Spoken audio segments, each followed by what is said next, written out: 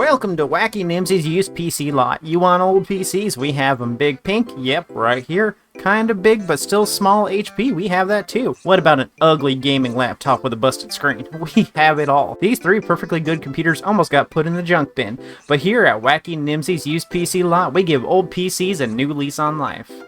Howdy underlings, the Windows 10 apocalypse is on us all, and you might have upgraded to a shiny new Windows 11 computer already like I have. Maybe you're shopping around for a new PC like one of those mini PCs, or you're thinking of buying one of the old HP G3 to 5 mini PCs, and you want some ideas on how to repurpose those old PCs. Thankfully, I have some ideas for you. Keep in mind this video is just about giving you some ideas and then pointing you in the right direction to learn more. This isn't a tutorial video, but more of an ideas video, so let's get started. First, I have 4 PCs, and I don't use any of them anymore. I recently upgraded to a Windows 11 PC with a processor that's from this decade. Once it got in, I immediately set it up and transferred over everything. Since it was all on an external hard drive, there wasn't much to transfer. Then I left Pinky here in the bedroom closet to rot, alone. Shame. Such a big, beautiful pink shell, and it's getting put in a closet. But before that, I quit using an old HP desktop. That one is now a door stopper to keep my cat out of my closet. And here's a Dell G3 gaming laptop that was given to me by a hoarder of broken tech. The screen is cracked, but it has HDMI and laptops can still output video when closed. Lastly, an old touchscreen work laptop. Being a doorstopper is still plenty useful, but maybe we can find an even better use for them. Option 1. Retro gaming station. This is probably the thing most people are buying these mini PCs and old HP mini workstations for. Running up to PS2 only requires a low-end to modest GPU, so you can easily turn the vast majority of old PCs into not just retro gaming hubs, but with Moonlight you can easily also stream to them from your new PC. So we have a few options for consoleizing. The first is to leave the operating system it has on it, which is usually Windows, and install an emulation front end like Emulation Station or Retrobat. If you're looking for the least amount of setup, I'd use Retrobat. Don't get me wrong, there's still some setup, but stuff for the most part comes pre-configured. But there are a lot of people out there turning their systems into retro machines, so there are a lot of tutorials on YouTube for Retrobat. This isn't really consoleizing, as you'll still need to get into the PC and run Retrobat before you can sit down and actually play. It's not as plug and play as something like Batocera, which requires more setup, but is more of a console-like experience. But if you 100% need a desktop, then Windows and Retrobat are like bread and butter. For the most part, Retrobat is as simple as install, drag and drop BIOS, ROMs, then log into Retro Achievements, and it'll handle the rest. Once it's set up, it's done, it's set up. Now, what if the secondhand computer you've got doesn't have an OS, or you had to put in a new hard drive? This can be a pretty common situation. It's much more common than you expect. Many secondhand PCs get their OS or hard drive removed because they get used for businesses, and I guess rather than just wiping them and factory defaulting them, they rather just completely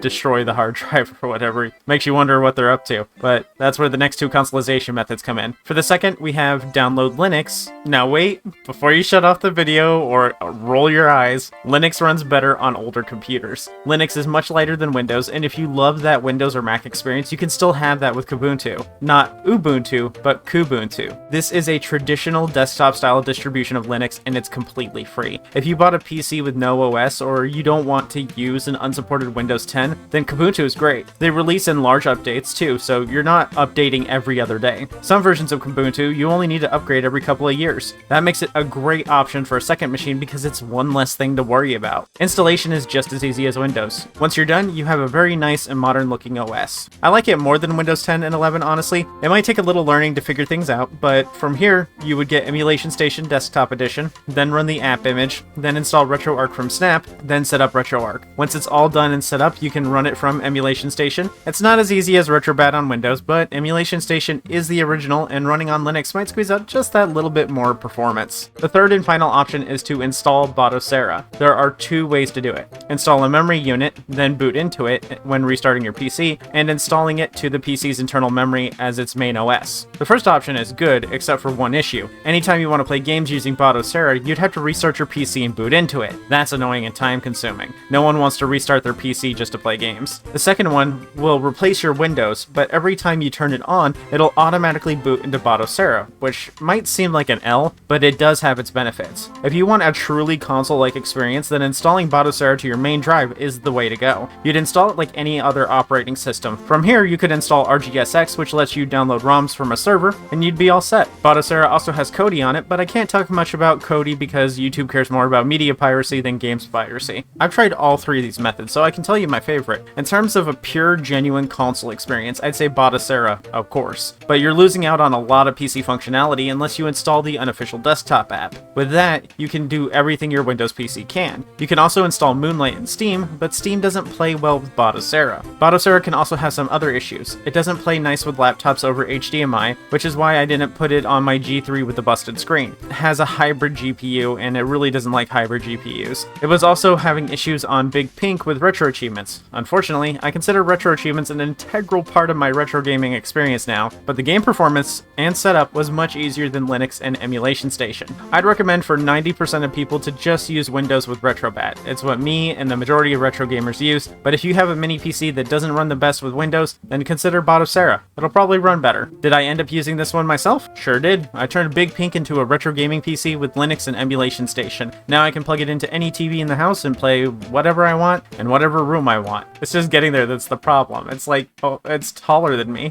Option 2, Media Station. The only thing as cool as a dedicated retro gaming system would be a dedicated media system. Imagine having a single small box that easily has all of your movies, music, and everything you love, and it fits in your bag. With a mini PC, that's totally possible. For this, you can use Kodi. Now, Kodi gets a lot of crap for being a movie pirate's best friend. Like, this is the little parrot on their shoulder that says sassy quips and munches crackers. Kodi isn't a piracy program. Instead, it's a hub that serves as an online repository for all your music, movies, TV, games, and more. It's like Batocera or RetroArch. It's not doing the pirating, but it can play pirated media. Kodi is a tool, and it's up to the human for how it gets used. I'm not monetized, so I'm not super concerned with getting demonetized for talking about it, but I don't want it age restricted and YouTube gives strikes for talking about it. That means I can lose my channel if I were to talk about certain parts of it. So you're not going to find any videos on YouTube that explain how to use it in detail, but my mother uses it now, so I'm sure it's easy enough to figure out. You can put Kodi on anything with the right steps, but if you install Batocera, it comes with it. So you can do the Batocera drive or install it to the internal and use Kodi from Batocera. You can also get a Kodi box and use it that way, but that doesn't repurpose your PC and would be outside the scope of this video. But you don't necessarily need to dedicate an entire box, but if you're worried about the feds, you could put it on its own machine with a VPN. I personally believe you shouldn't have to pay to participate in culture. A true artist wants as many people as possible to enjoy their work. For the vast majority of you, individual consumers don't get time for piracy. It's the people distributing it that do. It's like pirating music back in the day. It's against the law, but it's not enforced, and it's similar now with retro games. But I can only tell you so much as long as I have YouTube polishing a knife behind me. So, like I say with ROMs, I can't tell you where to get them or what to do with them, but you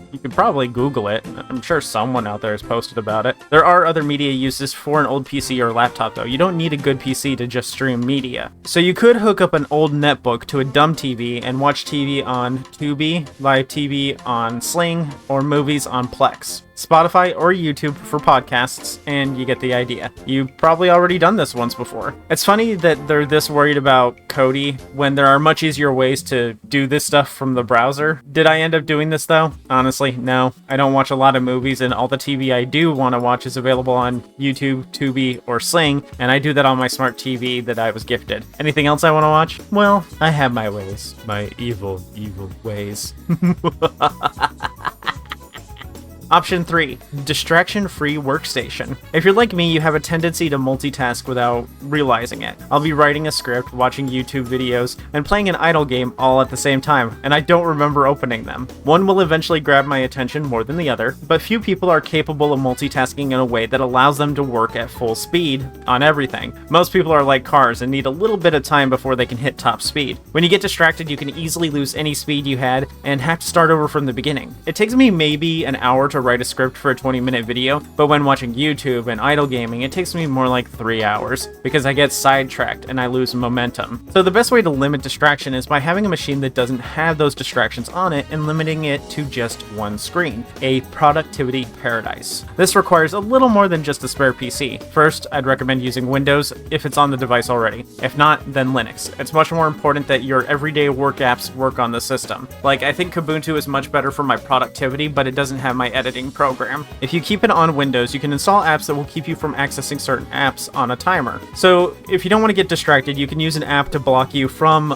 using unproductive apps for a couple of hours. For a productivity station, I recommend it having its own screen set up too. And if it's a smaller screen, it's better because you're less likely to multitask with multiple windows if you've only got one window available. Did I end up doing this? Yes. Big Pink isn't just for retro games. Since it's on Kubuntu, it's a great dedicated workstation. I don't use it for editing though, still trying to find that right editing app for me on Linux. Option 4, dual PC setup. If you're a YouTuber or streamer, then having a dual PC can make everything much easier for you. Not only will you be able to have your gaming PC have more focus on gaming and save the precious resources for Monster Hunter Wilds, but you'll also have all of your recordings on a non-gaming PC. That means that you'll get the benefits of a dedicated workstation with the recording and streaming PC and the power for your dedicated gaming PC. To do this, you'll have to have one PC set up with the bare minimum, Windows or Linux, with OBS and your editing program of choice. If you're a VTuber, you'll want to put your model files in VTube Studio or VC Face on this first PC. Then on the other PC, it'll be where all your gaming is done. Do not install any gaming applications on the first work PC. This is where you will be working and it will hence to be called work PC. Next, you'll need a capture card of some sort. I recommend an Elgato HD 60. It maxes out at 1080p, 60 FPS, but Twitch still can't go above 8000 bitrate, which isn't even good for 1080p, so I don't think that'll be an issue for you. You can find lots of used ones on eBay in the $60 range. These aren't supported anymore, but they're still perfectly usable. I use one daily. I'm using it right this moment. I've had it for almost a decade with no issues, and once it's set up, that's it. It just stays working. Since streaming and recording can take up CPU and GPU, it can limit your streaming ability from a single PC. Even more so if you're also a VTuber and running VC Face and VTube Studio. You're essentially running another mid-range game on top of streaming and another game. So a dual PC setup means the gaming PC does what it does best, and the work PC manages the files and doubles as your editing program and will also run your VTubing stuff. Since you don't have gaming apps on the work PC, you can use that to edit without distractions. If you don't mind spending a little extra, you can also get an external SSD and store all your video files on that. Then if you want to edit on the gaming PC, you can just bring that SSD over. Also, work isn't the only thing that you can be distracted from. Keeping your gaming PC a gaming PC means you can play games without distractions and actually get some gaming done. If you want something less technical, you could use a netbook and have it watching your live stream. Then you can see your chat and interact with them. But there are OBS integrations and a second screen can do the same thing. But this netbook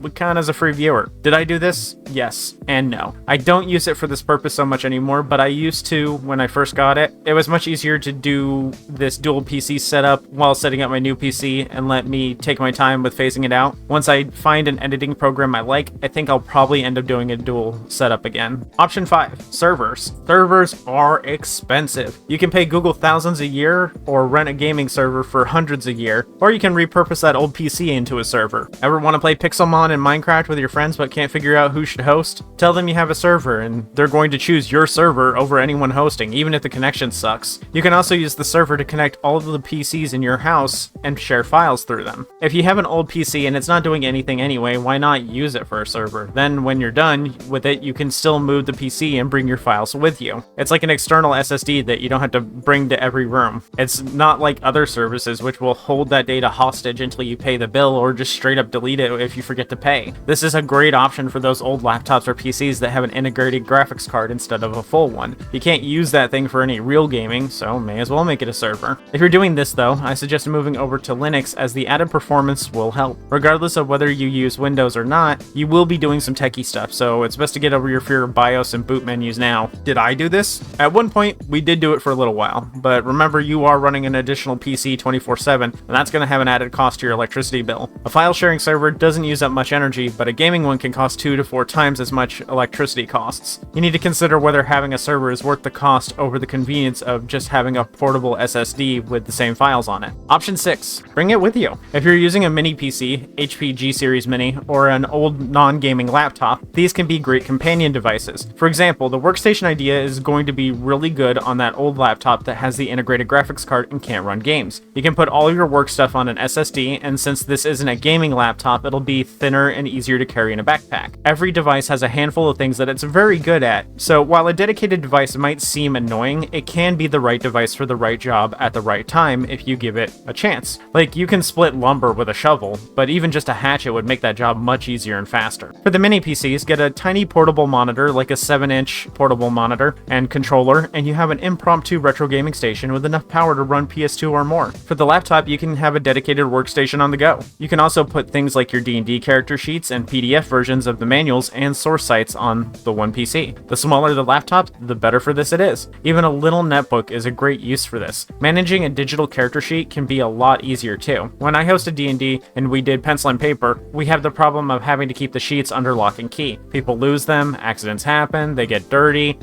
over time from just erasing. It's likely you won't have the same character sheet that you started with by the time the campaign is complete. Also, we wrote down abridged versions of the spells and feats so that we didn't need to pull out our phones or books to check stuff. Typing is faster, cleaner, and if you need to look something up, it's much easier. If you want a cheap netbook for this, there are tons on eBay in the $50 range. You won't game, but not every PC needs to be a gaming PC. A big reason why the tiny laptops are good at being workstations is because the screens are so small that you can only really do one thing with them at a time. There's another huge benefit to these old laptops and mini computers. Since they're old and cheap, it's easy to not care too much about them. I'm way less likely to bring my Switch 2 out and about. That thing isn't even fully paid off yet. But this $30 retro handheld goes with me literally everywhere. If this bricks, oh well, I have 3 other handhelds that aren't that much bigger that can do the same thing. I used to do this too. I used to do the portable workstation thing with a netbook. I had a pink stripy Chromebook back in the day, and this was before I had a PC of my own, and I used it to emulate pixel retro systems, watch YouTube, listen to music, and do stuff like that while using my 360 for gaming. So it's something that I,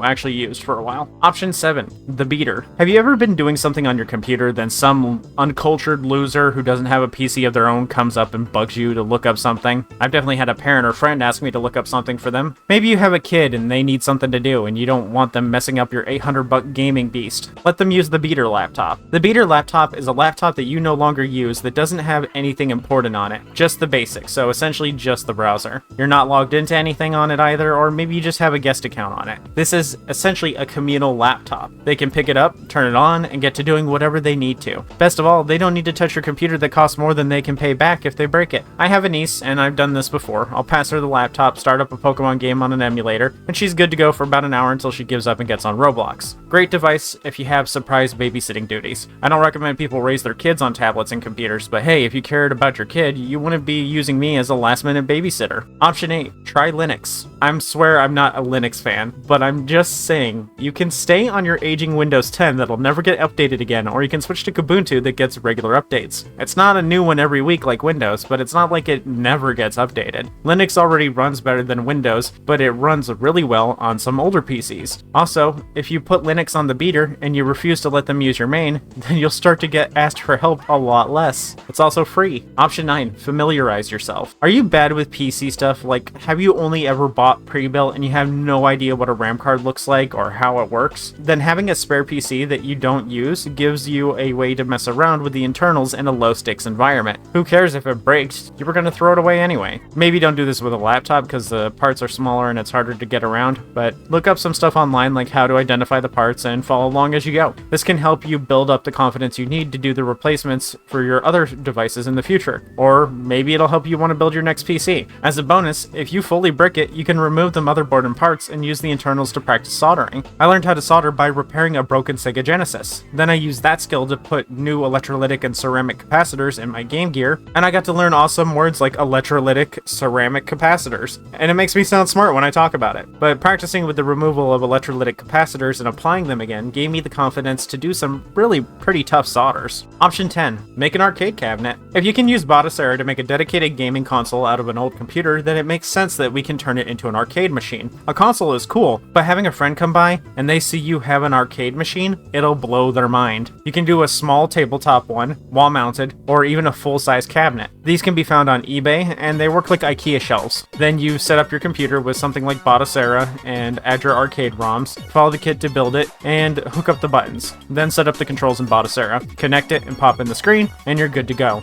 Arcade games are pretty old, so you can run them on even the oldest and weakest of PCs. It's not a cheap project, but it's a really cool one, and you can always buy the parts as you go instead of doing it all at once. I've never done this, but it's one I definitely want to try. I'm not big on arcade games though, so I'm kind of worried it'd just take up a bunch of space and not get used. But if you like arcade games, then why not build an arcade machine of your own? This can be an awesome project, and there is a lot to get involved with. The style of the cabinet, decorating the cabinet, picking a screen, buttons, button colors, the sticks, and setting it up for more than one player. You might even be able to turn it around and sell the cabinet. Just make sure not to include games with it, or, you know, Italian prison.